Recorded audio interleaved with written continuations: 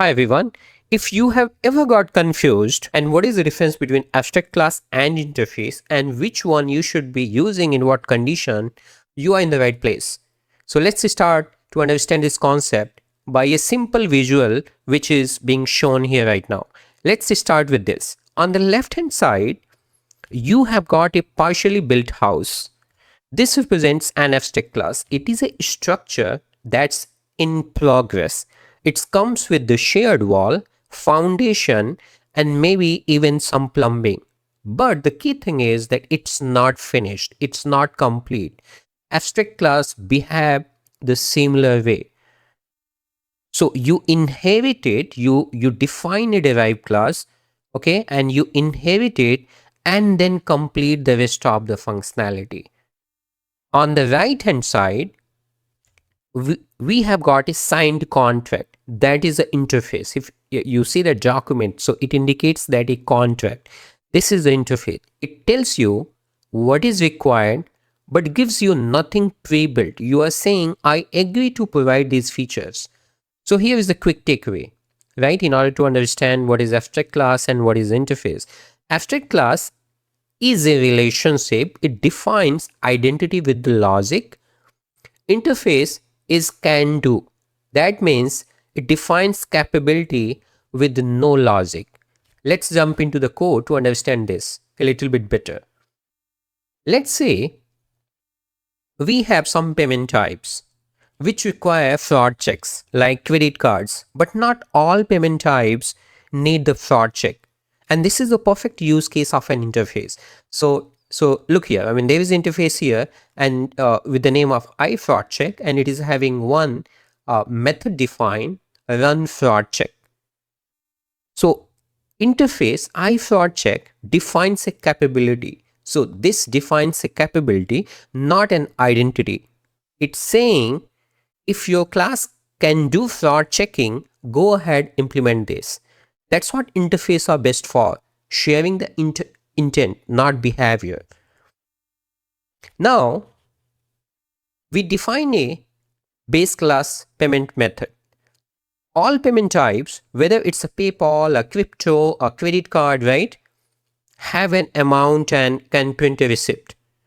So it is a shared logic, right? So let's try to understand this. This is the abstract class. It's having a amount field and it is having a method defined print receipt. And then we have abstract method process payment. So all the payments, right, whether it's a credit card payment, PayPal payment, right, they share this, the shared behavior, which is the print receipt. In terms of the process payment, this is the abstract method. What actually it means that it is not complete. So derived class is having responsibility to complete it. And derived class is having a flexibility to customize the behavior of this. That is whole the fundamental concept behind the abstract class. In other words, it tells that share the code, which is this one, and force required behavior. So this is going to force the required behavior. Derived class has to implement it, and then it also enable the inheritance, because you cannot create the object of abstract class directly. You have to inherit it. That's the whole idea behind the abstract classes. Now see. So these two are the concrete classes: the credit card payment and PayPal payment. Credit card payment inherits the payment method as well as the iFraud check. It shares the logic for printing receipts uh, by using this one, right? Because since it is a child class of this payment method, right? So since it's inheriting, so this method is shared, right? It can use it. So it shares the logic of printing receipts and customize it how it is going to process the payment, and adds a fraud check as well. So see, I mean, it is a classic example here where you can use the abstract class as well as the interface together. So you have now two real word class with completely different, the combination of inheritance and capability. So here credit card payment implementation you see here in PayPal payment, which is not require the fraud check, right? So it is inheriting the payment method. What actually it means that it is going to share the print receipt, but it also at the same time, it also implement the process payment as well, but in its own way, and it doesn't need the fraud check. Now, how we are going to use it? So we are creating here, we store a credit card payment in a payment method variable here, and then we are printing the receipt, which is a shared logic, and then we are checking the fraud check. If we can do that, then we are going to run it. So this flexibility is the whole point of using abstract class plus interfaces together. So let's wrap it up, right? So what actually it means? So coming back again on this, the visual interface is a relationship. It shares the logic.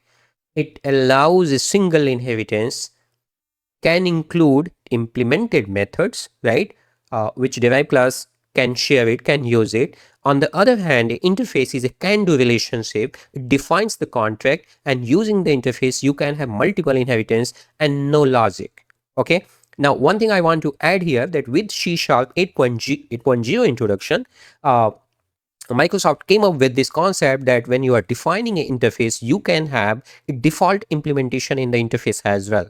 But I can tell you that in real life, right, even today, most of the real enterprise applications, people still define and consider interface is as a contract only.